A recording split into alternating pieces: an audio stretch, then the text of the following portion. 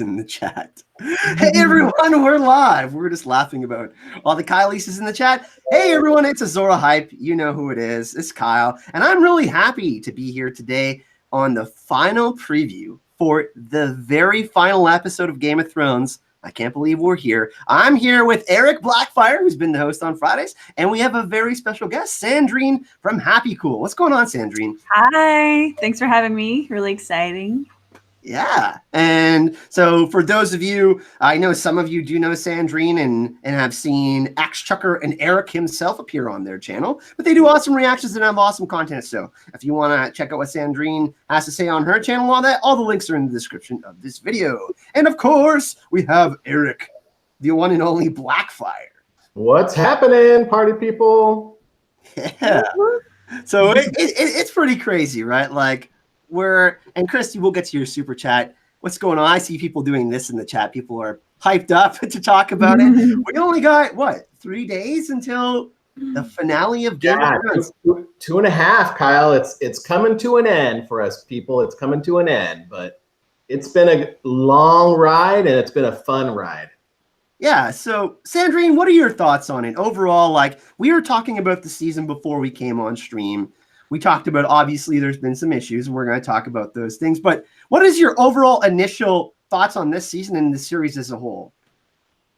That's a big question. Okay, so first I should say that I have not read the books. So I'm just kind of along for the ride, although I have read a lot about the books. And I've also, talked with Axe Chucker and Eric and get all that information. But so far this season, I've enjoyed it up until the last episode, which I found a little more disappointing. Which, I feel like everybody's already talked a lot about that. The series as a whole, I still think it's like one of the best shows that I've ever seen. Character development, political stuff, all of that. It's great. So, Green, what about the last show as a non-book reader? What about that last show bothered you outside of? I know you and I have talked about the Dany situation, but outside of that, what else? Oh, so apart from the Dany stuff, I think it was just. Yeah, and I feel like a lot of people have talked about this. It's not really the event themselves, as I think a lot of the characters ended up doing things that just I felt was out of character just because we had to wrap it up, but we had to move forward. I don't know how you felt about this. That's just kind of how I felt. Yeah. And I don't even mind if it had built up to a point, but again, I don't know if we want to delve into that more deeply, but that's just... No. But there were some great moments because I did feel like the whole Arya Sandor moment I really loved. It was another moment that I really loved. The Tyrion Jaime moment was really good as well. So it wasn't like I hate this. It's just like, I had hope for different things. And I blame also Axe Chucker for like giving me hope for different endings. So I was like, I think this is gonna happen, and then none of it happened. Yeah, see, we have Axe Chucker in the chat, Kenny Cross, one of the members of Watchers on the Wall, who's a great friend of the channel. To kind of touch on what you were mentioning, Sandrine, the idea of the pacing that's happened. We were talking about this before we came on air. Like, how could they have fixed this?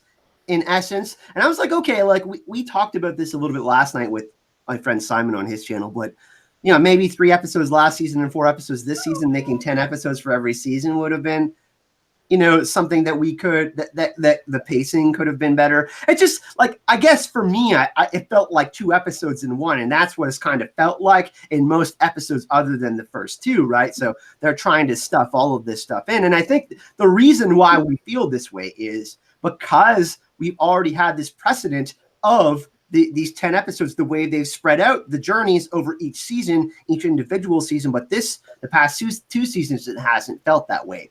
And I think that, like, here's the thing. A lot of people don't want to see it end. I for one, would love to see more episodes. And I think that that's kind of the bittersweet thing for people like me who create content, and just people like, Sandrine, who does reactions. Like Eric, you like to talk about with your friends at D&D. You guys do D&D together. Like all these different situations are affected by the ending of Game of Thrones. And it's been such a big part of all of our lives that it's just like, okay, how do we really deal with this? Like everybody's kind of in this crisis mode together right now. It's really an interesting time, I think. And I agree with you. I think that the biggest thing that my takeaway from this is that there's been so many great relationships that have come out of this, like meeting Axe Chucker Kenny, right? And of course, meeting Sandrine and Americ from Happy Cool, meeting you, Kyle, that all of those things wouldn't have happened had this series not taken place. And like Sandrine said, also, it's literally, in my opinion, the best TV series that's ever aired. So even with these hiccups and even with this season and some of the things that don't make sense to me as a book reader and as a quasi friend of George's, I've got lots of questions for him the next time I do see him. But of course, he's gone on record saying that, he wanted the HBO writers and the producers and the showrunners to create additional seasons, that there was enough material to do so, regardless of him finishing the next book or two. So, and it's been released over the past just little bit. We'll talk about it, but that HBO actually was going to give the resources to Dan and Dave to have more episodes, and it's looking like there was, and it looks like it may have bled into the final season, these kind of conflicts that may have been going on behind the scenes. These, we'll talk about the Jaime Lannister interview.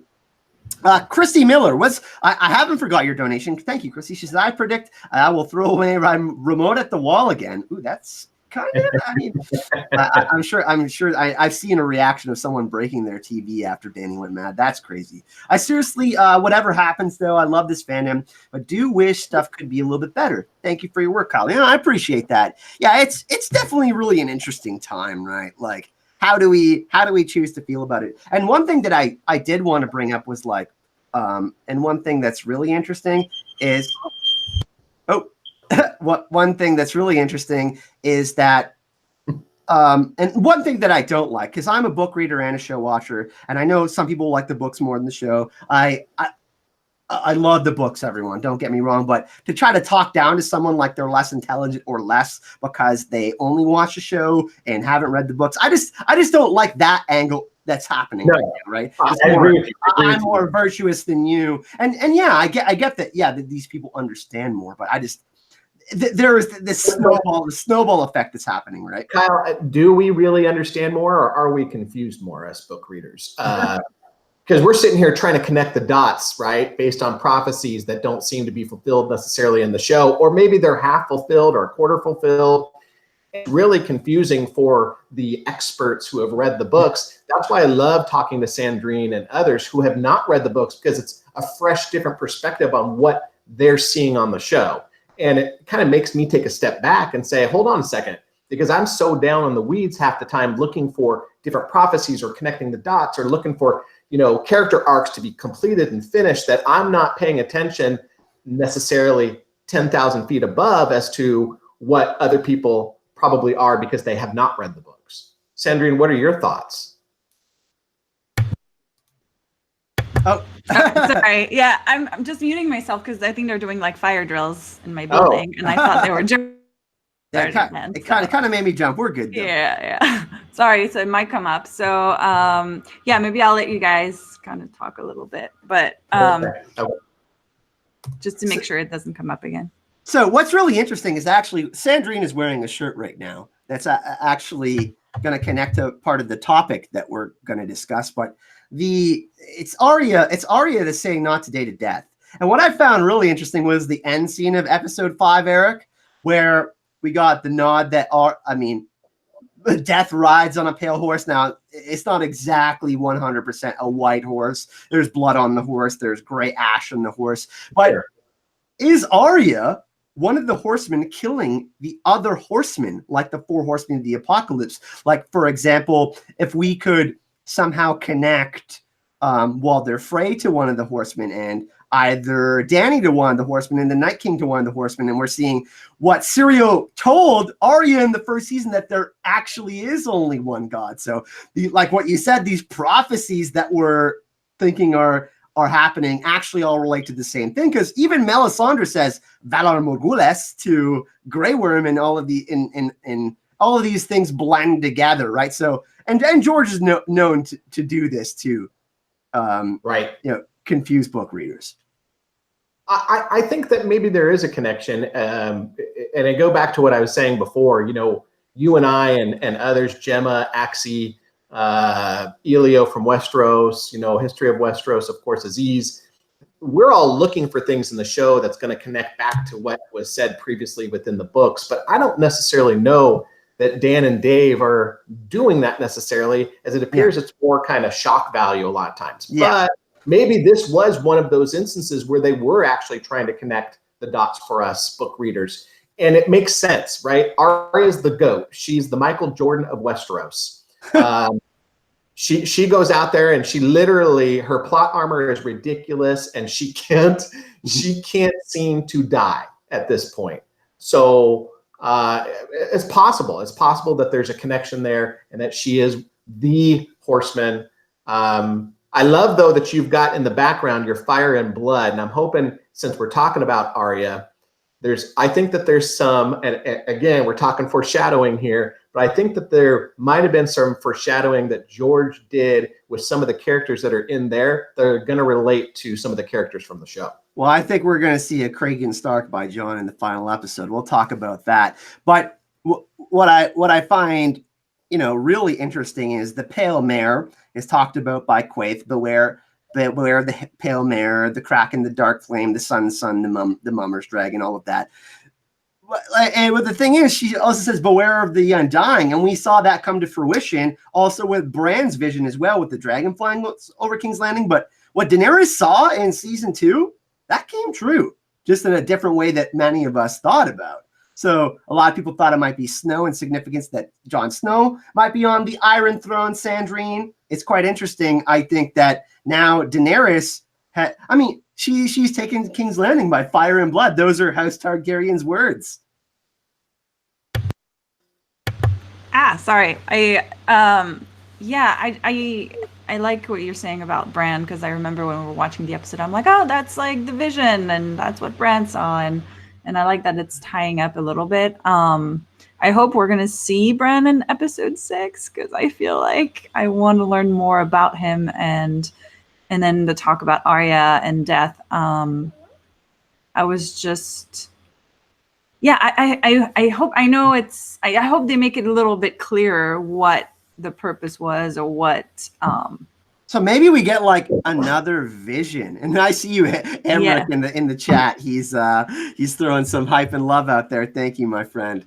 So I see what you're saying, because I think that, how much of the episode, right, are they going to use for the initial conflict that's left over? Right, we only got 80 minutes. So conflict and then epilogue, right? Because they got to tie up these, 4 remaining scenes with like the North and what's happening there, and where all these other characters will be going, right? So it's going to be really interesting to see, how Bran factors in, because he's had some really interesting interactions with Tyrion, especially, that could, kind of play into the finale.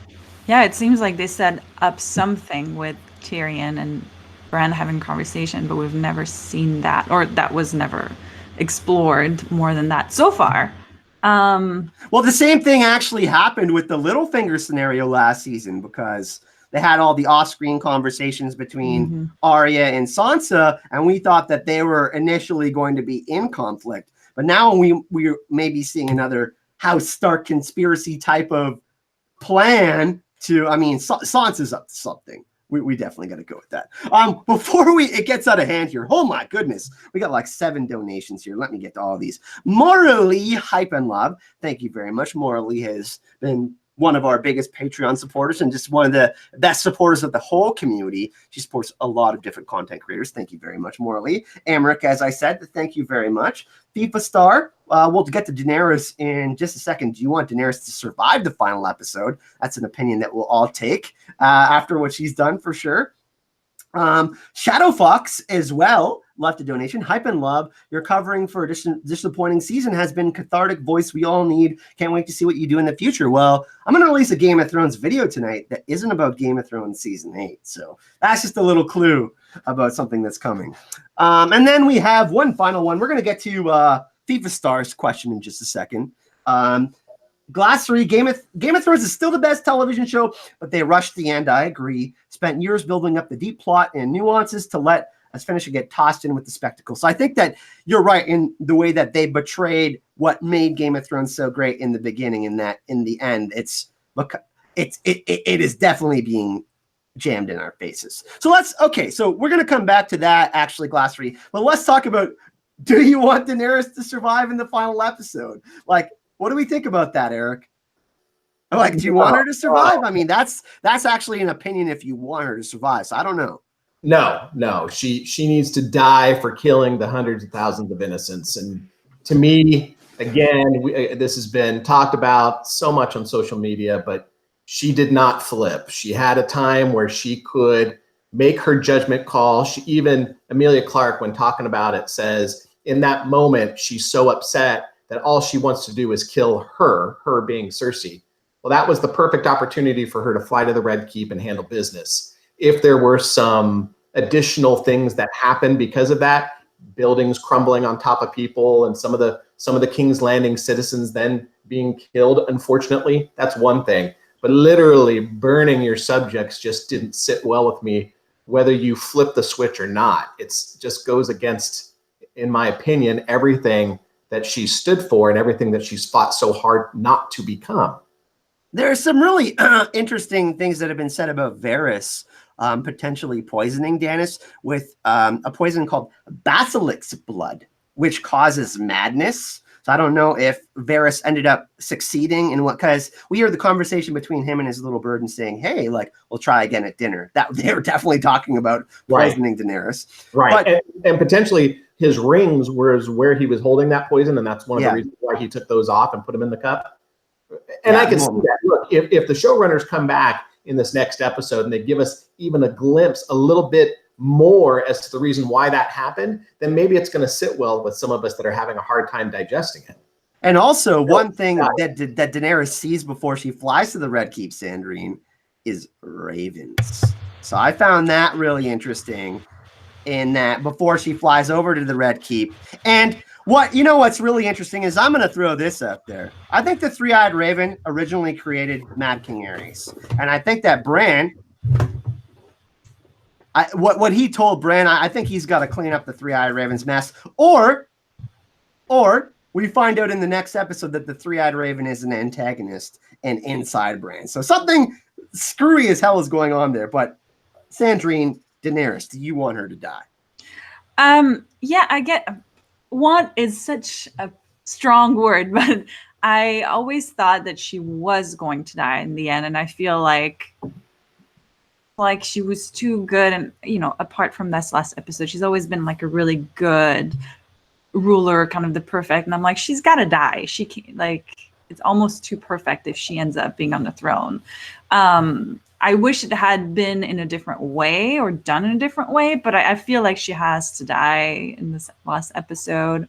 It would be weird if she didn't. And I think, like Eric says, because of what she's done, now you kind of go, you went a little too far. Now someone's going to have to kill you. Whether it's Jon, I don't know if he's going to feel like he's able to do it, or if it's Arya, or something's got to happen. But I hadn't seen the Raven, so now I'm excited. Yeah, Bran. People have been like, Bran's doing nothing. You bet he was surveying. You bet he was surveying everything in King's Landing. That creep.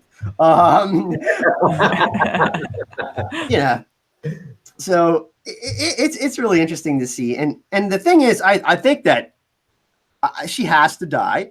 But the thing is like, imagine if we had 10 episodes and this happened in like episode 6 or 7, like Daenerys, like she didn't fight in the battle against the army of the dead, and she went on and did her own thing after she found out the news or something to that effect. I'm not saying that would have been better, but I think if it didn't happen like in the second last episode and they only had one episode to wrap everything up, I think that we would feel less conflicted about what we're seeing.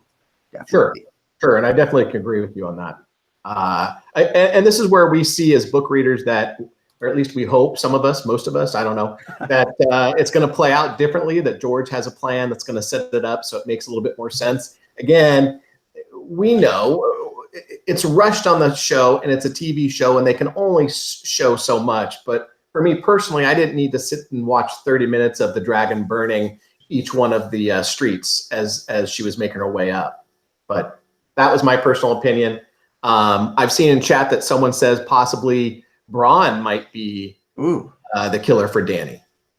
Well, what's been really interesting is in the very first episode of Game of Thrones, we have Arya and Bran having the archery competition, and Arya obviously hits the mark. And then we have that again when Gendry asks to marry Arya in that situation, right?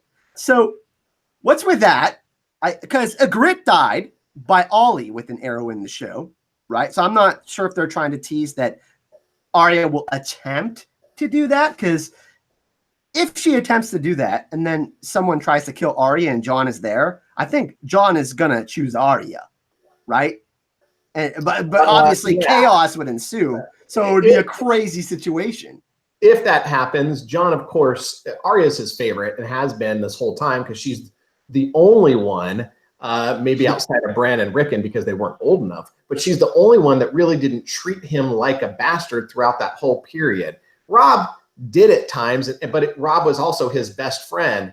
Of course, we know how Sansa treated him up until the point where she came back. So, yeah, I think Jon will definitely side with Arya if that were to happen. But for me, it was more of, wow, Arya is a real badass. She can kill people no matter any way she wants to. Her martial prowess is just second to none. She can shoot them with a bow. She can throw a knife at them. She doesn't have to be up close and personal like she did with the Night King. It's really interesting, Eric, and I'm going to throw this to you, Sandrine. We'll get to the super chats. Thank you very much, everyone. What I found really interesting is the last conversation that Jon, Bran, Arya, and Sansa all have together. Bran offers the option to Jon, right? He gives Jon the option to reveal the parentage. But the thing is Jon's still going on about how Daenerys is my queen. And Arya cuts off Sansa and says, I respect that.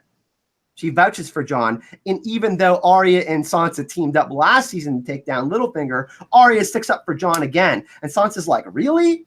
Right? Like good cop, bad cop type thing going on. So, and Arya's there in the trailer. We see her like she's right behind the Unsullied. King's Landing looks devastated, Sandrine. So, and you have an Arya shirt on. I think Arya's they're at least teasing that she's gonna try to make an attempt. Yeah, I think as much as I love Arya, obviously, I almost feel like I want Jon to do, or I want Jon to have to deal with something.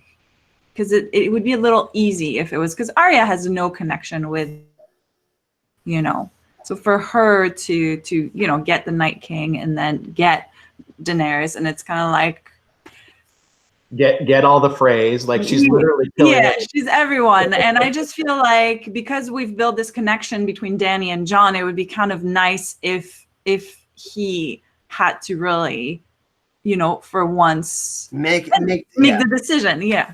You know why Bran offered him that choice? Is because look at what secrets have done. Ned took the secret to the grave, but it still had an effect on everyone. Rhaegar and Lyanna had secrets. Thousands died because of it. So Jon keeping this secret about his lineage is ultimately going to put his family in danger, which means he's going to have to act, which means the conversation between Jon and Dany, where Dany says, you have to promise me that you won't tell anyone. That's going to be Dany's third betrayal. Jon's going to choose family over love for sure. And it all relates back to what Maester Aemon told him, right? Like your duty will be fruitless, man. Like It's not going to be easy for you, but you're going to make the right decisions. And a Targaryen alone in the world, man, that's a terrible thing. Shit, I think we're going to get that, people. Sure. And what everybody has to remember is that Jon is Targaryen just as much as he's Stark. So everybody's sitting there thinking that that applied only to Dany. But question back to you, Kyle, if Jon is the one that does it, like it seems that we're all agreeing, how is he going to do it with Grey Worm around or with Drogon if Drogon's there and not flying around? So I wonder if Sansa, like, how many letters did Varys get out, right? Did he get one to Sansa? Does Sansa already Sansa was expecting this shit to happen, I think. She's like, yeah, Daenerys is crazy as F, you know? So I think that Sansa's rallied the rest of the realm, I think, probably. Like, Daenerys is pretty much in the same position as her father was, like, isolated now, right? Because Mad King Aerys is kept on, like burning villages and executing people. And, like, we're going to kind of see Daenerys in the same position as that. So it's good. I mean, but you make a good point that there still seems to be some Unsullied and Dothraki left, and Grey Worm and Dany have already made this they already made this prearranged agreement to do this in the first place. So it's going to be really interesting. But Sandrine, we've had this setup with Jon sniffing Drogon, and obviously the thing that I would be most concerned about is being a dragon snack. If Drogon is there protecting Dany, I'm wondering if, because they've teased all these interactions where Drogon is watching Jon, and Jon interacts with Drogon, and Jon is a dragon rider now. Daenerys basically gave him Rhaegal. So I'm wondering if they're setting up, like, because I only think that Jon's going to be probably the only one that's close enough to get her, unless there's like some sort of like long range assassination with like a bow or a crossbow. It probably won't work. I mean, she's been pro at dodging all sorts of her dragons aren't, but you know, she's been pro at dodging scorpion bolts. Well, first of all, I guess the question is, well, she can't stay on Drogon forever. So is he going to wait until she's far enough that she's unprotected, or, you know, because they have that relationship, and so far it seems that they are like, they haven't really broken it off officially yet, right? He hasn't. So he could technically pretend like, cool, everything's okay, and lure her away from everybody and kill her there. But now that you're asking, it would be interesting if after however it is that Dany dies, is he going to take over Drogon? And then if he does that change Drogon and how he relates to, you know, people, or like, does he ride Drogon differently than Dany does? Like, how does, you know, is the connection different? I don't know. Just it's really. You want to jump on that, Eric? I'm just going to deal with something in the chat here. Yeah. So we know that when a Targaryen dragon rider dies, that it's possible that dragon can be ridden again by another Targaryen. Usually in the examples that were set forth in Fire and Blood, it's not something that happens right quick, right? That's not to say it won't happen. It possibly could. You're right. Drogon's been around Jon. He's seen his brother being ridden by Jon. He knows, we think anyhow, that he's Targaryen. So, and I'm still a firm believer that dragons are intelligent, that they're not just some magical creature that you ride like a horse all the time, that there is more to them than that, than just fire and blood, to be honest. So I'd like to see if that does happen. Drogon has to be away. I don't think that Drogon would be there because he would protect Dany. And then at that point, it would be a question of, does Drogon realize that Dany's dead in order to assume another dragon rider? Yeah. And here's a question for you.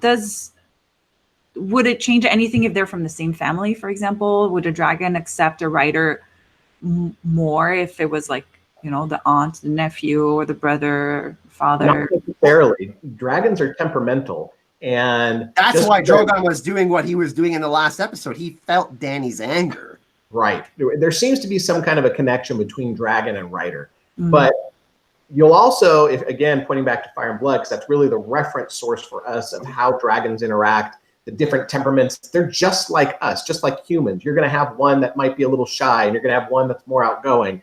You're going to have one that's more bloodthirsty, and you're going to have one that's, let's say, good or nice, right? And they don't necessarily go after the humans. And George fashioned their names. I mean, Vissarion after Viserys. I mean, the obviously confrontational brother that Daenerys had, and Rhaegal after her brother Rhaegar. So there's connections with all of that as well. Right. Absolutely. So, you know, for me personally, I think that if Jon were to do something like that, kill Dany, which I absolutely think he's going to do, Drogon won't be anywhere around. And then the question becomes, well, then who's protecting Dany? You've got Grey Worm and the Unsullied, but it looks like, based on what we've seen last episode, Tyrion's not so sure that he should have turned Varys in and that he should have been backing Dany this whole time. Well, and Jorah he's not. Probably is of that same mindset. He's 100% off that train, because if we remember the conversation back before Dany goes off to save Jon in the north, Tyrion has a discussion with Daenerys where they talk about fear and power, right? But he also talks about, you may not see the things that you want implemented in your lifetime. And he talks about an heir. And it's really important, because she says, when have I lost my temper? And Tyrion says, well, with the Tarleys, you burn them. And then, you know, and he's like, but every lord has a temper. And then she still gets mad. So people are saying that there hasn't been foreshadowing. There has been. Obviously, how they execute it is a different thing. But that's really important, too, because I think Tyrion is straight up, he's going to have to talk with Jon. I mean, there is... Like, look at what Jaime had to do for Mad King Aerys, right? And that was Tyrion's brother. They shared a moment in the last episode, right? And that's going to be huge, because Tyrion released Jaime. And there was this whole rank thing going on, too. So Daenerys is not going to be happy with Tyrion. We're going to continue this and get Sandrine's point on this. We got like 7 super chats. You guys are crazy. Emmerich with another donation. Thank you, my friend. Tag says, hey, that's America. America! You know what we're going to do for America? He's the other half of Happy Cool. You know what we're going to do for this? We should shame him. We're going to do the air horn twice. Oh, yeah. Thanks, Emmerich. I hope I'm saying that correctly. My French-Canadian slang always gets in the way. Tag said, $10 donation. I think the bigger point here is, can we put our trust or faith in anyone or person or prophecy? As humans, we all have to give our best and work together to make the world right. Yeah, George is very anti-war, so he's trying to tie these things into these great wars too, this war of ice and fire that's happening, right? Rachel Dobbs, I hope with the end that Game of Thrones discussion could have a deeper discussion in themes, power, love, family, much like Shakespeare delves into that. Yeah, the books are going to be much more nuanced in exploring more of those themes. Obviously, the theme of power is something that's been, probably the most prevalent theme in Game of Thrones season 8, but I think that the final episode will illuminate some things, because we've got to look at this like one big movie. I think the final season. I'm saying DX Bran is dead. The three-eyed raven is just using his body. Yeah, Bran could be stuck in the past. And do y'all think Arya? Katie says, y'all think Arya with the bow is meant to foreshadow killing Drogon? Okay, this is interesting. To get rid of the threat of anyone burning the city again. That's really interesting. Gemma from Secrets of the Citadel talked about her killing Vissarion somehow with like a dragon glass spear arrow. Right, right. I think when Gemma, when we were originally looking at that weapon that Gendry was going to create for her, we were thinking it was going to be some kind of a harpoon or a spear that you'd be able to throw, or some kind of a scorpion bolt. And I was with Gemma back then too, that would be potentially something that they could have used to kill Vissarion. I like the idea of Arya killing Drogon, but it has to be in a way that is sneaky, and she's the only one that I see that could do that at this point, since all the scorpions are gone. Yeah, definitely. We're going to talk more about Arya too, but let's get back to the Tyrion thing. And some people are saying some really interesting stuff about Jon tempering, and Varys talking about Jon's temperament, and that is most definitely related to Azor Ahai and Nissa, which I think we're going to get a payoff in the next episode. But Sandrine, one thing that I found really interesting is, so Bran was the one who set up the thing in the Godswood, right? He was like, yeah, put me there and like let Theon defend me and whatever. But the thing is that we talk about this Tyrion conversation again with Bran. And Bran's like, yeah, or Tyrion's like, yeah, tell me about your journey. But the thing is when Tyrion is remarking his wheelchair, he says, he talks about Darren, which is related to the book Three-Eyed Raven character, Blood Raven, who's assuming that identity. But he says, you know our history better than anyone. And Bran says that history, keeping the history alive, is the most important thing. And I talked about earlier in the conversation that, obviously Dany wants to see this implementation of what she views as good for Westeros, but she's putting that in danger. Now, could we see in the next episode maybe Daenerys threaten Tyrion to execute Tyrion, but also threaten Jon's claim to the throne, like somehow like threaten Old Town or something like that, because we already got the elimination of, or we think we got the elimination of the White Walkers for good. But Daenerys also represents this threat to history now. These people that are important that in this the end game here, right? Yeah, that's a lot of information. Yeah, with Bran, well, I've always seen Bran ever since he became the Three-Eyed Raven as someone he definitely knows more than he lets on. And I know a lot of people say, oh, Bran doesn't do anything, but I feel like he's doing exactly what he's supposed to do so that events turn out the way they're meant to turn out. And in my eyes, he probably already knew what was going to happen. So if he had a conversation with Tyrion and if he told him anything, is probably to set him up, maybe to have doubts maybe about Dany, which would lead to him, questioning whether she should be on the throne. So planting a seed in his mind, not necessarily because if he gave the answer, then he knows it would change the course of events. Exactly. And the Three-Eyed Raven says, hey, the ink is dry. You got to be careful with that stuff. Obviously, that's in relation to the past, but that's a very dangerous thing to do when you wield this kind of influence, right? Like this kind of greater effect on history as a whole. That's insane. So he knows something, because in the Sansa scene, Sandrine, there's a raven on the window, but he's listening in on the conversation where Sansa says hey, I used to think you were the most clever man. So it seems like they know something about Tyrion Lannister. What do you mean they? Like the Three-Eyed Raven? The Three-Eyed Raven and Bran, and maybe even Sansa.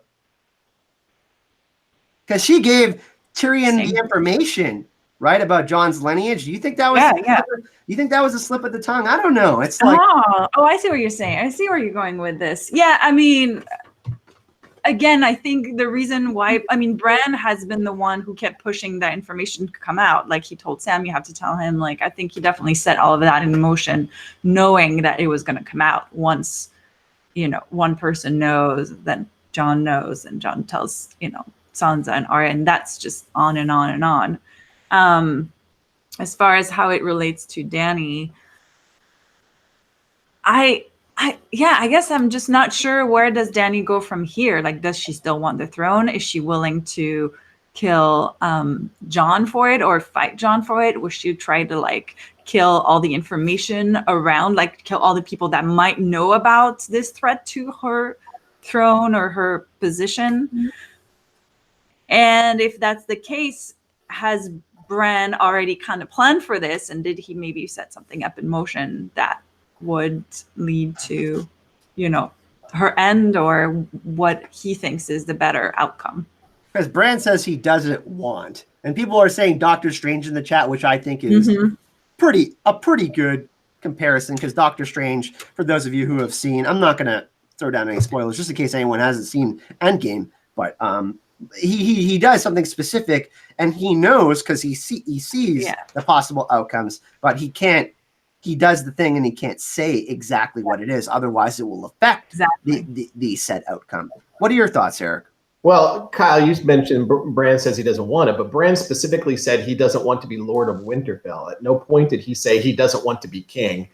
I don't want Bran to be king. I don't like it. I don't like that way that plays out. Of course, I think most of us here probably want Jon to be king, but I really think that Jon is the prince who was promised. And at this point, even if Dany is Azor Ahai, or maybe she had all the signs of being Azor Ahai, she's probably more Nissa Nissa, and he stabs her with Longclaw Lightbringer, and then he goes off into the sunset, whether that's south towards Dorne, and which I don't think will happen, or north towards Tormund and Ghost, which probably kind of makes more sense. Jon doesn't want it, and he doesn't even think that he would be a good ruler. So at that point, Jon's on borrowed time, and he's ready to move on. He's ready to, become that farmer, like like Thanos. Damn, Thanos, right?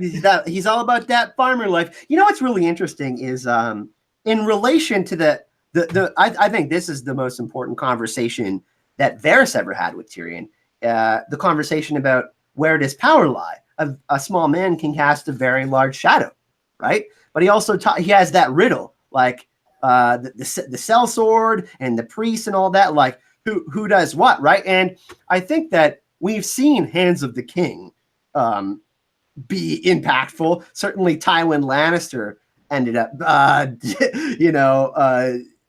well, I mean, Joffrey was king. Really, did anybody really think that? Come on, Tywin Lannister was the most powerful man in Westeros at the time. So things like that, right? And like that kind of concept, because the ending theme we're seeing here is like, what do people do with power, right? And how does it affect everything? So ultimately, we're gonna have to see where everybody falls on that. It's pretty crazy. So if you're going by who would next be in line, it really wouldn't be the Starks. At that point, it would be Gendry.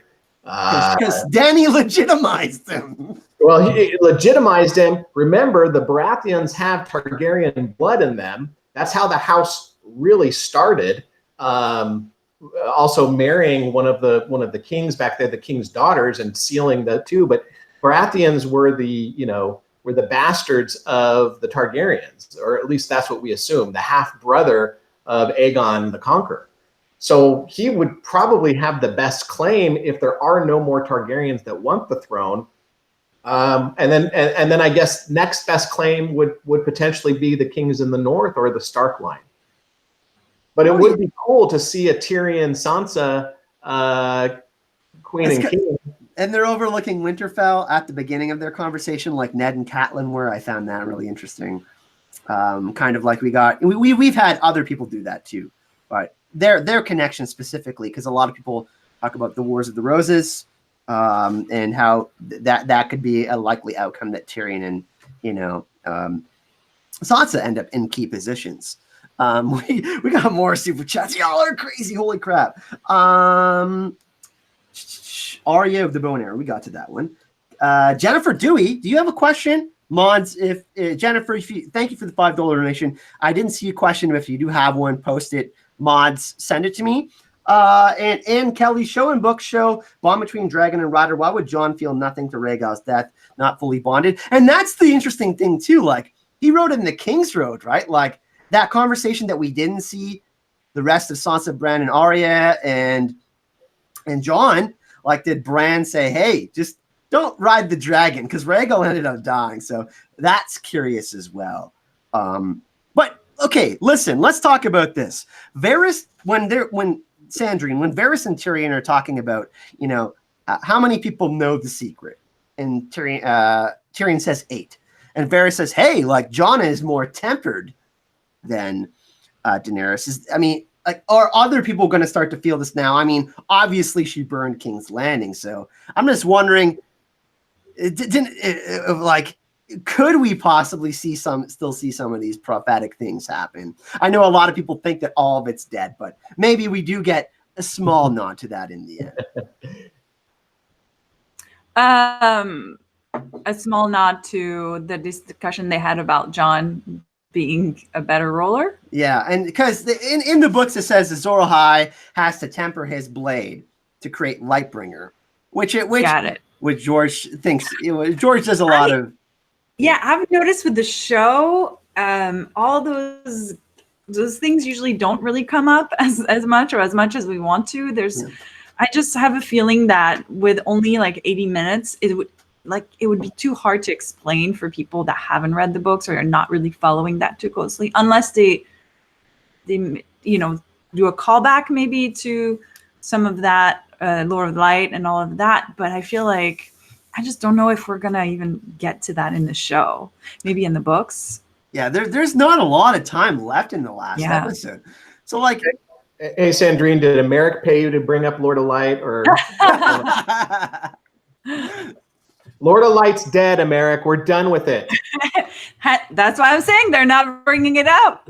I'm saying I agree. I feel like unless you bring it up, it's just going to be too long. I just don't think there's time to go through like this whole explanation. There's just so much to wrap up with, especially with the events of this episode. So let's actually talk about that then, Sandrine and Eric. You can jump in. Like, what do we need to see in the next episode? Like, what are we going to see versus what do we need to see? In our opinions, is obviously very different. So, Eric, you started off, and then we'll kind of go on with this for a little bit. What are we going to see in this next episode besides Jon killing Dany? Can I just say that Eric's prediction for last episode were spot on? So. Listen, I was 6 for 6.1. That last one, part B of that was off, but I was good on those ones. But I don't know if my predictions this week are going to be as spot on. We'll see. We'll see where I land. But I've already put those in the chat, so I'll let you know how that ends up, Kyle.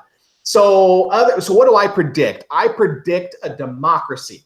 Here we go. I've been saying this for 11, 12 years. Democracy, picking from not the common people and picking from maybe the lords or those who the small council deems is worthy to rule. It won't necessarily be a Targaryen anymore, or a Baratheon, or at this point even a Lannister or a Stark, although it could potentially be. I also predict that someone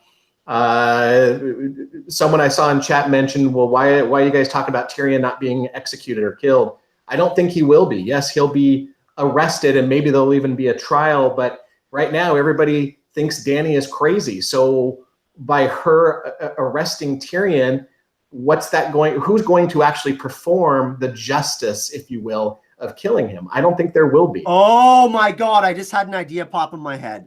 Go. The man who passes the sentence has to swing the sword. When Ned says that in the first episode with Jon and Bran, he says, a madman sees what he sees. And then Jon says to Bran, don't look away, Bran. What if Bran says that to Jon? Oh, damn. And then Jon realizes he has to kill Dany? Holy You just shit. blew a video that you could have posted tomorrow. Yeah, I'm still going to post it. Yeah, but wow, that would be crazy, right? Like, because Ned's like he's like, I'm not lying. The guy who's from the Night's Watch is like, I'm not lying, but like, holy, I bet you. I don't know if that's going to happen, but I would love to see that. That would be insane. Sorry, go ahead, Eric. I had to get that out of my head right away. No, that was good. That was good. What else? Oh, Arya. Yes, Arya.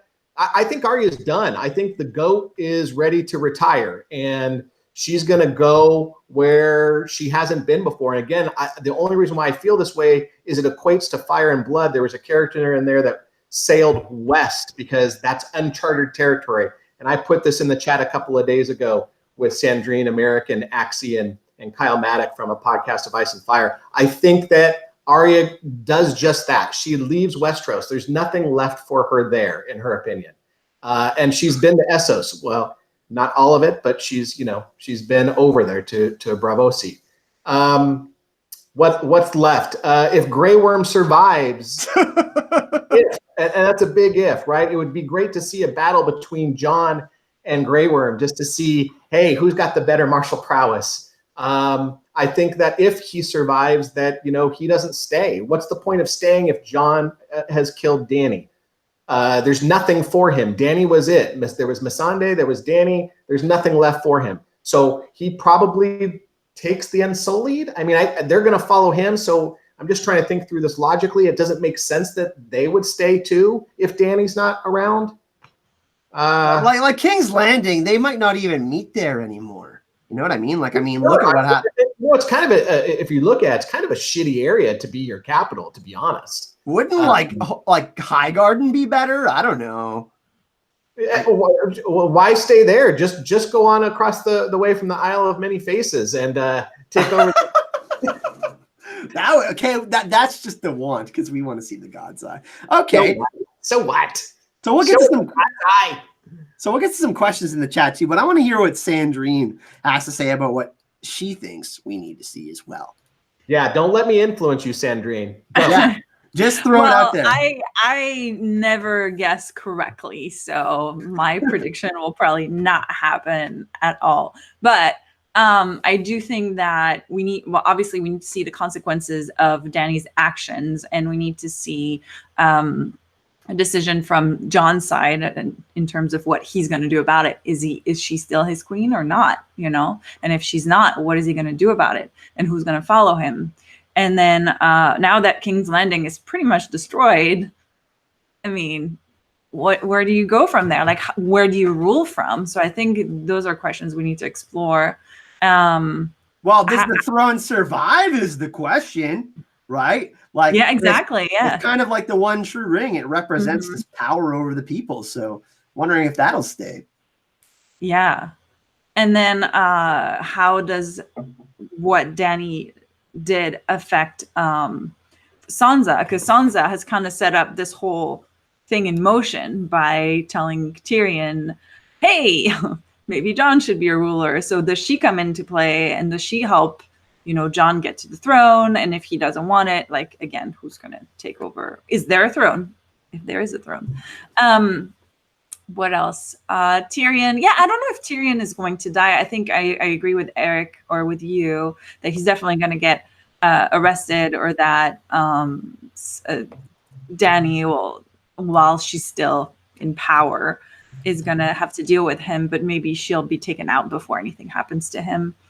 Sansa's going to play a big role, right? Because she learned from the best. Yeah. And like Sansa finger, people have been saying that. I get it. But she's and a lot of people criticize her, and I get that. But she has been going steady, and she's been like right about a lot of things. You know what I mean? She's been steadily saying like, hey, like we need to be careful and consider all of these things, and you need to consider what we're saying so we can not have more crazy conflicts, right? And I'm kind of on the Sansa train here. I'm totally on the Sansa train. I don't. If she doesn't become queen or isn't the first female hand, it would be a waste again of the character concept and the arc that we've been seeing this whole time. If you just leave her in the north, or you don't, at the very minimum, make her part of your small council, I will probably throw my remote at Kenny's TV. One thing that I did think could be interesting, like this Arthurian-esque council that we're talking about, instead of this hereditary monarchy that we see more of an elective state where people they create some sort of Magna Carta. I like the idea of the Iron Table because we see the Faith of the Seven, and each kind, like there's people that represent that are like in representation of these gods within the story, right? And like the Maiden and the Crone and the Stranger, like so Arya is certainly the Stranger, and Jon could be the representation of the warrior, the father. So I think we could kind of see that, and this idea that you said, Eric, like this cripples, bastards, and broken things, like people like Brienne who got knighted that don't necessarily fit the Westerosi standards of what a woman should look like, and let alone a knight. Same thing with Tyrion, Bran, right? Like a cripple in a wheelchair. It's like the psychic, and then like Tyrion is a dwarf, and Brienne is supposedly not a knight, or doesn't look like a knight, but she's clearly the most qualified to be a knight. And the fact that she wasn't knighted was just such an injustice. It's crazy because we're going to the feudal system of stereotyping and not allowing women to do anything. And I like that the show is breaking out, and there's controversy there, supposedly, but it makes sense. Look, it doesn't matter your gender. It doesn't matter if you're highborn or lowborn. Who's best qualified for the position? Jon even said that. Didn't he say that to Dany? Like, it doesn't matter about our last names. He said, right. I think he said that in front of other people too. I have to go back and watch it. Let's get back to this in just a second. Holy crap. We have a really big donation from PJ. We're going to get to that. But we got another one from Danielle Montoya about Sansa. And she says, if Sansa has children with commoner or lesser house in the north, will her children be Starks? Who will rule the north after Sansa is gone? That's a good question, like the succession of the Starks, right? Like, how is that going to continue? We'll get to that in just a second. We'll continue with Sansa because we were talking about that. And PJ drops a $100 donation. Wow. Thank you, PJ. Whoa. She's coming to Con of Thrones, so really excited about that, coming to hang out with us. And she's been actually the biggest patron supporter of the channel for quite some time. Her and Karen Richmond have always been just crazy. So, and Maura Lee, of course, as well. But she says, I agree with the prediction that Jon will kill Dany because he has to. This is his bitter ending. I see no sweet right now. Really, I am sorry to see what happened with my favorite character. Yeah, he's going to become Maester Aemon, I think, and Cregan's. He's a mix of a bunch of different characters, Cregan as well. We'll get to that. We'll actually touch on that, the Cregan Stark thing and the Dance of Dragons. But let's continue talking about Sandra Sandrine. That's weird. Sansa. So the succession of the Starks, because like Arya, like, is she pregnant, or is there going to be a nod to that? No, probably not. That's probably not going to. So. But Sansa, like, she's not with anyone. Is she gonna get like? I don't think we're gonna. Are we gonna see a wedding? I don't think there's enough time, unless it's gonna be like Jon and Dany are getting married and they want to kill Dany, and like I don't think she's gonna want to get married to Jon anyways. That makes no sense. Why am I saying this? But go ahead, Sandrine. What do you think about the succession of the Starks in the future? Yeah, good question. Well, Sansa is definitely going to be at Winterfell ruling and on some level, unless Jon decides not to take the throne and wants to take over and rule the North, which I don't think he really does either. I think he just wants to go and die in peace somewhere, you know. I mean, and maybe this is something that won't be explored, but if Sansa was to get married, then, you know, if Tyrion survives, like I think someone said that, or you guys mentioned that, maybe there could be a union there. That's what happens at the end of the War of the Roses. These two great houses, they end up merging, right? So, I mean, Sansa and Tyrion ended up getting married before. Well, yeah. they talked about the marriage thing again, and Sansa says to Tyrion, "You're the best of the Lannisters." Yeah, he's the last of the Lannisters. And then they had that moment in the crypts as well, where you're like, "Oh, you know." He's the tallest of the Lannisters. Say that again, Eric. He's also the tallest of the Lannisters. Yeah, there's a lot of memes going around about that. Well, you know what we could see though? What if there is a pregnancy? I wonder if it's Brienne with Jaime's child, right? Like, what if Tyrion does get executed? Let's say it does happen. Then that could be a way they do that. And because I think that I don't know if they're going to do the whole White Book thing in the show, with Jaime having some sort of honorary sword, like them putting like, yes, Jaime fought with the realms of men at Winterfell.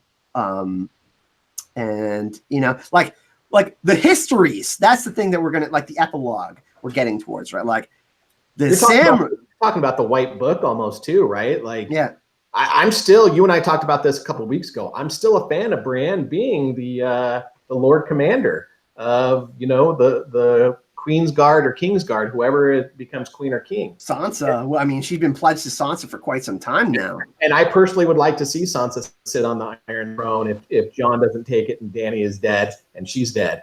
You know, it's really interesting too. One thing, the last conversation that Sansa has with Jaime and Brienne is there. She says, "I wish I could be there to see the execution of your sister." And Arya wishes that she would kill Cersei. So I don't know if they're setting up the Stark sisters to be there for what happens with Daenerys, because Sansa was holding on to scrolls and stuff, but she implied to Jaime like, "Hey, I would like you to kill your sister," you know, like kind of. Yeah. Of course, so, Jaime didn't listen, at least on the TV show. Yeah.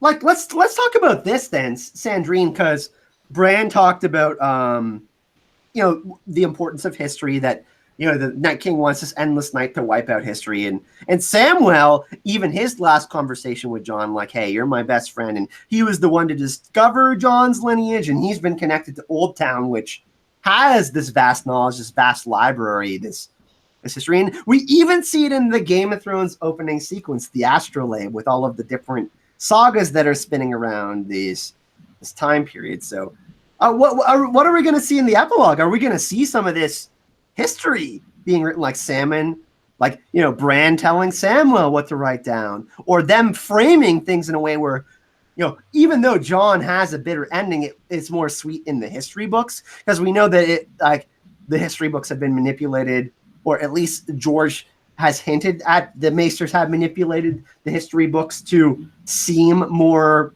less crazy, like leaving things out, right? Yeah, the epilogue. I like the idea that Axe Chucker brought up that this episode 6 was going to be the epilogue, but obviously that's not going to happen, because the whole episode can be an epilogue, because Wrong again. we still have so much. We have so much left to talk about. But I'm hoping that they do. It would be fun if they did kind of similar to, I don't know if you've seen 6 Feet Under, but where it's kind of wraps up all the stories, or just kind of characters, what they've been doing.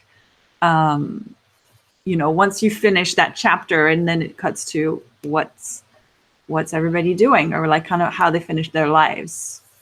Does that make sense? Yeah, no, definitely. I'm just like, because we like Sam, you know, doing his thing, raising his child. Brienne, if you want to make her pregnant or not, or maybe she's in the Kingsguard, then her in the Kingsguard serving whoever the king or queen is, and just kind of, you know, kind of this bittersweet, like everybody kind of moved on with their lives type of thing. Yeah, it's going to be really interesting to see, Eric. I mean, because we just don't have that much time. That's just right. There's got to be some closure, like Sandrine's saying. You know, people want that Jon riding off into the sunset as he's heading past the wall that's been broken. That's my personal opinion. Or they want that Arya on the boat and, you know, wind blowing through her hair as she's sailing west. Again, I'm tying this all to what my predictions are. Or, you know, maybe Samwell taking over the Citadel, and he becomes the next High Maester. Or, you know, I don't know. There's all these different things that we want to see closure to our favorite characters, those that have lived, and ensure that, you know, even though it's going to be a bittersweet ending, the ones that have survived, we have a special place in our hearts for those, because they've survived the long night and they've survived the Game of Thrones. So that's my take.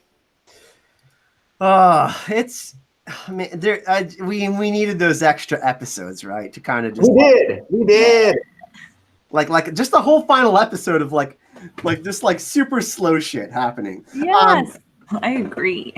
So there was a super chat that was deleted. We're gonna get to that. Sorry about that. Mods were trying to delete a comment that was above that. We weren't deleting the super chat. We don't do that. The original David Adams says Jaime did actually kill Cersei by leading her to the basement. Well, you can argue that Tyrion did that too, because he's told them to take that path. So the Valonqar is ultimately left up to interpretation, and I think we could see some of that shit in the books. I'm not saying it goes exactly down like this, but yeah. I don't think Jaime meant to kill her, though. No, definitely not. Like, he was there to. But if he didn't bring her down there, what they're saying is, if they right? No, I get that. Yeah, I mean, I get it too. I think for us, right, Sandrine, you and I are making the same kind of. For me, it just wasn't fulfilling, and that's okay. Like, yeah, if that's what happens and that's the way the showrunners wanted to do it, I'm okay. Life is often reality is often disappointing, as Thanos would say. Yeah, it's true. F that guy. Oh, man. Hermione Granger, thank you for the donation. We have we're just gonna start to take questions now. I think we've mostly kind of went around. We'll go for, you guys good for another 15 minutes or so? You guys got a little more time? Yeah. All right, let's have some more fun. Let's keep this going. And how many people do we have here? Hey, before we start taking questions, we haven't had a dance, and I haven't seen Sandrine dance yet. So, you know, we're gonna do this. We've had a lot of super chats, a lot of donations, and a lot of awesome questions. Let's do it. What are we supposed to dance? Oh, okay. I'm gonna pet Ghost, everyone, and then there's Tormund. we love to have fun here on the channel, and we like to honor people that are generous and help the channel do what it does, and that's making content. So thank you for all the super chats and all the love. That's the sax guy song, but you can't see it, but it's Gandalf just rocking it, so we did a little dance in there. Thank you everyone for joining us, by the way. If you are having fun, of course, the two people that are on the channel, all the links to their stuff is in the description of this video, but we're going to keep this going. And yeah, let's get to some more questions. We got some, we're kind of just going to go all over the place for the end here. Open it up to chat, of course. We'll take some questions from the chat and we'll answer these super chats. Terry Pring says, theory foreshadowing. Bran is King Tywin telling Tommen the best quality of a great king is wisdom. Oh, that's pretty interesting, with the conversation where he talks about who would you rather be in league with, and he talks about the Greyjoys and the Tyrells, obviously a great fleet, or someone with a lot of cash. What do we think about that, Eric? So if you're taking that stance, and who can argue with Tywin? He knows what would make a great king because he's seen several of them. It sounds to me like Terry is a fan of Bran becoming the next king. I still like him being on the small council or potentially being the hand to the queen or hand to the king, as he does have a lot of wisdom and he can guide. But for him to actually rule, I don't like it. I don't see that happening with Bran in the end, because he's like, he keeps on talking about, no, I think it's more than likely going to be Tyrion, but that's an obvious choice too. So I mean, Sansa or Tyrion, or maybe the two of them and being married. I think it's going to be Sansa and like we could see like two people maybe do it. Yeah. Very similar to the Jaehaerys era. You know what? You know what's really interesting too, Sandrine, is Davos Seaworth, who we haven't talked about. He said, "What if what does he say? A just man, a just queen, a just woman, and a good man could rule the kingdoms." And like we think it's Jon and Daenerys, but maybe that could be an allusion to other people, right? Davos being there is like Davos has been hand and I mean his wisdom. We could talk about Davos being a good choice, but he's older and he's already had a family and that, so he's obviously not gonna. I don't think Davos is gonna be king. But that is one foot in the grave. What are you saying? He's older. What does that have to do with anything? Fermented crab. So what do you think about the possibility of that maybe happening, Sandrine? Like okay, because we discussed council, right? The idea of maybe multiple people or the governorship. Maybe they do 7 kingdoms again and they split it up. Yeah, I mean that's a good question. I guess it just depends on whether you're still going with who has the claim to the throne, or if we're going more like democracy, like Eric was saying, and then we're getting one person from each place. In terms of Tyrion maybe being like one of the people ruling, I guess my question would be, would he be accepted by the people? Because he still feels like the outsider, and that's what he, people still don't accept him. His father didn't accept him. I mean, I think the only reason he's still alive is because his father or his mom didn't want to. No, his father decided not to kill him. Tywin said, "I didn't throw you in the sea," and he implies that I didn't know if you were mine or not because Mad King Aerys had this lust for Joanna Lannister. So maybe we get that in the finale. That I don't like the Tyrion is the Targaryen stuff, but that's certainly interesting. Yeah. So I just don't know, as much as it would be fun to see maybe him or Sansa on the throne. How easy would it be to be accepted? In terms of Davos, I'm like, well, why? If I was kind of the people of the realm, I'll be like, well, where does he come from? Like, who is he? Like, why is he ruling? I'm the Onion Knight. Yeah, it's like, why him? So it would have to make sense for me. So if Davos was to be in some sort of power, it would have to be more of a democracy type ruling. Because in the House of the Undying, Dany doesn't touch the throne, and I think that's a clear foreshadowing that she's not going to sit on the throne, or at least she's going to destroy. I mean, we see the Red Keep is destroyed, so at least destroy the thing that she's won. Like Varys said, don't become what you've been trying to destroy. So that's pretty interesting. Tara, leading into this, says, assuming Daenerys is mad, thank you for the donation, by the way. That was Terry. And Tara, thank you as well. Jon has to now be questioning whether he will go mad. If anything, would that deter him from ascending to be king? The Targaryens flip a coin deal, right? Varys saying that, like, you don't think that, because Jon is tempered, right? He's with ice and fire. What do you think about that? That's such a bullshit comment. The Targaryens are not flipping a coin, guys. Go back to the Fire and Blood book. There was 3, I think, Targaryens that were mad or crazy or showed any inkling of some kind of psychoticness. Everybody else was fine. That was just something that they put in the show in order to placate the change with Dany. Now, to your point, is Jon questioning whether or not he's got the touch of this madness? Maybe, but all he has to do is go to his cousin Bran and say, "Hey, give me the lowdown. What's going on with the history of the Targaryens here for real?" And Jon will get the info from Bran. I just don't buy into any of that.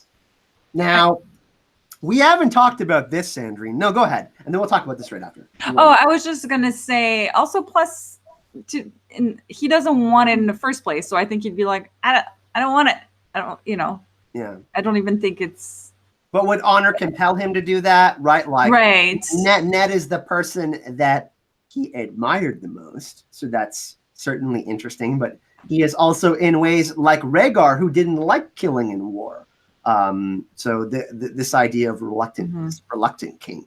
The one thing that we haven't discussed, and I find interesting, is Daenerys pregnant.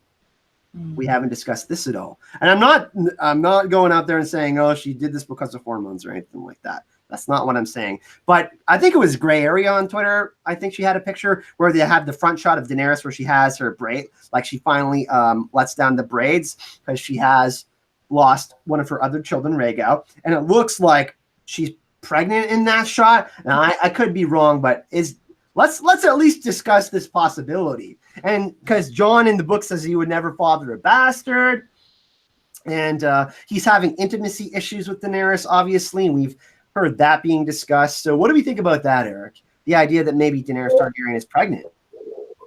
He's having intimacy issues, and my first question was, what tea do they use for that? Moon tea, is it not? Right. So maybe that's potentially something. Yeah. In the book, I think that she will be pregnant. In the show, there just isn't enough time. Yeah. And if he kills her and she is pregnant, he's not going to know, because I don't think he would kill her if he knew she was pregnant. Yeah. I feel like sorry. No, go ahead. Jump in. No, I feel like, actually, for me, if that's the case, then it changes everything. Like, it would completely change. Then maybe she doesn't die. Then maybe he can't kill her. And maybe that's the bittersweet ending where he does what he thinks is right, and he does marry her, or he does, and goes on the throne with her. For me, if he pick it up, then Jon can't kill her. Maybe Jon even, sorry, Sandrine, say that again. No, go ahead. I was going to say, maybe Dany even threatens Jon. I mean, she for sure. Yeah, like tries to execute Jon, because we know when Stark men go south, things go south. Shit gets real. Shit gets real when Stark men go south, and that's your tie-in to Cregan Stark, right? Yeah, I mean, I don't know. I just found what Bran said about Daeron very interesting, right? Like this, we got Fire and Blood, right? And Eric, you talked about it. And just the idea, like this dance of dragons being set up, because the whole Varys plotline and Tyrion are involved in kind of this second dance of dragons that's going to happen in the books. Because Tyrion gives Aegon bad advice in the books. He's like, yeah, take the throne without Dany. That's a good idea. No, the mother of dragons won't burn you alive. Like, that's what they're setting up in the books, right? So I don't know. Like, it's just so little time to pull off all this shit we're talking about. I don't know. Like, how does this conflict get resolved? It's going to be done really fast. It's got to be, I think, literally everybody for poor Dany has betrayed her, at least in her opinion. And now the only people that are left that are her counselors, her advisors, are just about to betray her to Jon anyway. So all that's left that's going to be at her defense is Grey Worm and potentially the Unsullied. But Jon has all of the Northmen there that are going to be in that same hall. So are we going to see a big battle, or are we just going to see something else happen? But it's going to escalate very quickly because we don't have much time. Geez, I mean, in a way, her parallels to Cersei, like Cersei lost all of her children and she became more dangerous. That's what's happening with Daenerys, right? She's losing people that are close to her that have affected her in positive ways, like Jorah, for example, who gave her the advice to be like, yeah, don't feud with Sansa and trust Tyrion. So I don't like, but we see these things like, you know, Ned Stark saying don't kill the Targaryen girl, and Robert wanting to kill the Targaryen. Like, we see the consequences of all of these things, not necessarily like, you know, because of who they are as people, their own codes of honor. And we're seeing these things, these consequences happen ultimately, these giant ripple effects that go all the way back. And I just don't know how those get tied up. It's so crazy. I just feel like there's so much still left to be explored that I'm just like, how are we even gonna get all of that in 80 minutes? It's gonna be really impossible. It's not gonna happen. I know, that's why I'm like, yeah, just all these great ideas, and it's just not gonna happen. Let's do some shout outs in chat. We got Helen von Launstein, Catty Cat Master. We have Rick Hoppy, the Maester of Coffee. We have Karen Richmond, Scott McCloy. We have the Prince that Wasn't Promised. We have all sorts of awesome new people that I'm seeing. And Vicky, MS, Poe, GQ Daddy. We have Kelly, Lynn Hara, Vicky. I said Vicky again. Adoja. We must like Vicky. We must like Vicky. Celt for Life. Awesome. George. Awesome people in chat. So, you know, I'm letting you guys take over for the rest of the stream. Where are we going with the rest of the stream? Oh, so much pressure. Oh, should I really do this? We got another donation. All right, go ahead. From Nikki, thank you. And Betty Swole, she says, I'm stressed to the max right now, but watching your live stream makes it so much better. Thank you, Betty. Appreciate that. I hope everything is okay. And I hope everyone's still having fun. I still think there's like, it's so hard that this is ending, right? Like, we obviously want more because we enjoy it so much. But how is everyone chat feeling about it? Everyone wants more, right? Like, the books are coming and the prequels are coming whenever that comes. They're actually filming the pilot right now. What do we think about the future of Thrones? Like, are both of you still going to be involved in, you know, Sandrine, are you going to do reactions for the prequel? Like, are you interested in that? Like, are you going to get into the books? Or like, Eric, I know you're going to read the books for sure. Yeah, you know, I didn't think I was going to read the books, but I'm now curious to what the difference will be. So either I'll read them or I'll just read like the spoilers for the book, or I'll just ask Eric, tell me what happens in the book. Yeah, ask Eric. Don't ask Axie anymore. Just keep asking. I just can't. Yeah, exactly. I'll bring them Sunday when I see you. You what? I'll bring the books to you Sunday when I see you. Oh, I have them actually on Kindle. Oh, okay. Yeah, you know, I'm all in, right? I got to be, because what else am I going to talk about with George besides the Jets and the Giants sucking? So yeah, I'm going to talk about Game of Thrones or the prequels or the Dunk and Egg series and the novella there, and anything else that comes out of it. No, I'm all invested, and of course I would love to do more recaps, whether that's with Sandrine and Americ on Happy Cool, or continue doing things with you, or there's something that Kyle Maddock and I have been kind of talking about and cooking up that we might be doing. So, but probably branching out outside of this as well, like we were talking about, Kyle, you know, doing some things that are not necessarily Game of Thrones or A Song of Ice and Fire related.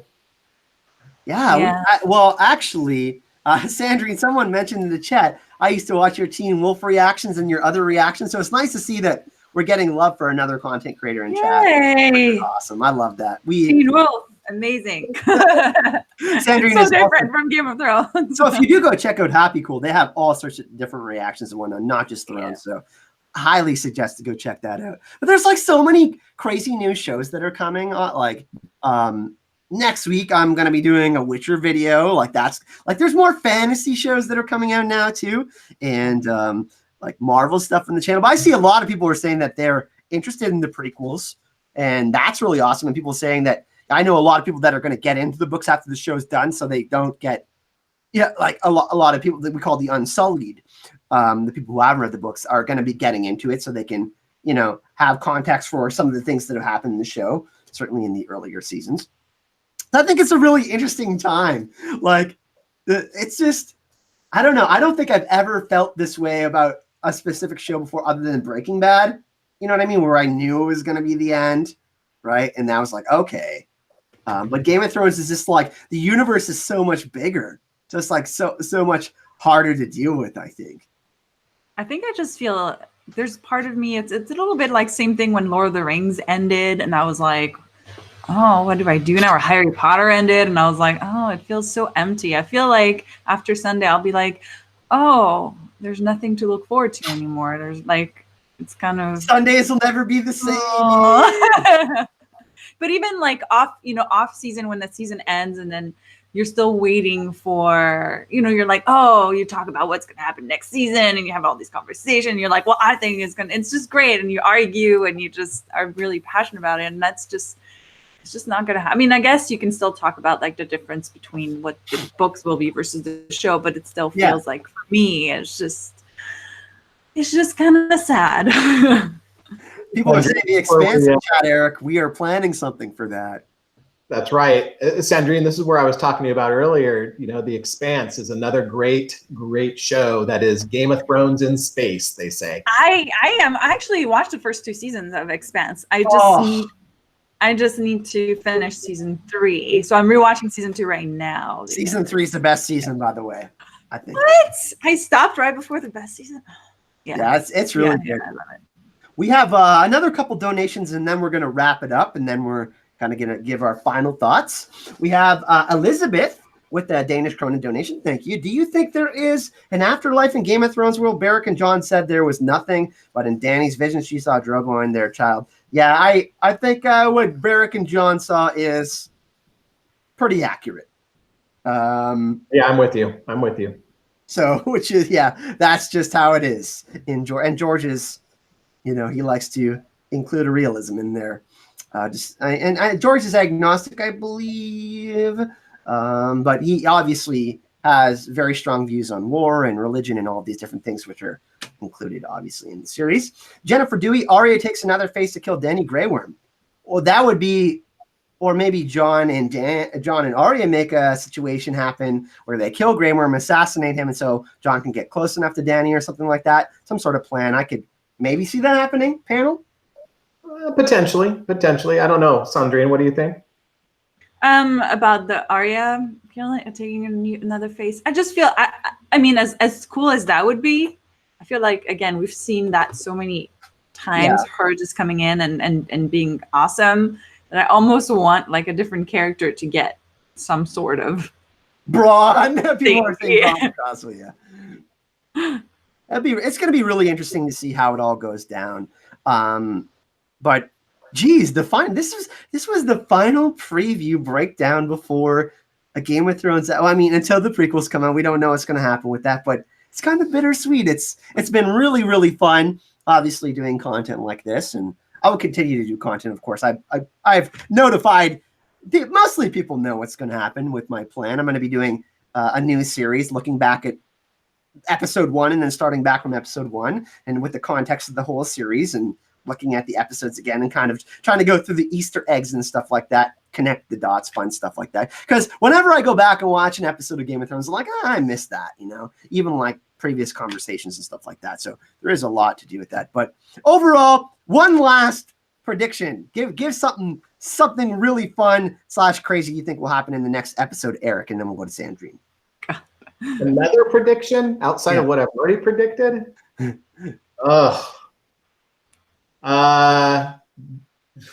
Okay. Do we get any happy endings? Like Samwell? Like, is there going to be a happy ending? Samwell Tarly. That's it. Samwell Tarly is the only happy ending. Sandrine.